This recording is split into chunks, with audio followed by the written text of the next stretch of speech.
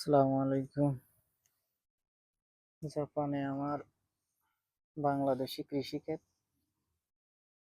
আলহামদুলিল্লাহ, মরিচের গাছগুলো খুব সুন্দর হয়েছে। মরিচের গাছ আছে, লাউয়ের গাছ আছে, মিষ্টি কুমড়া আছে, টমেটো আছে, এদিকে আবার তরমুজ আছে, তরমুজ গাছ আছে,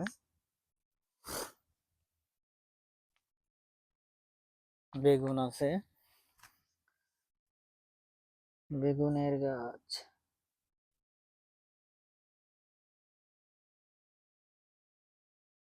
এটা তরমুজ গাছ, পুঁই শাক আছে,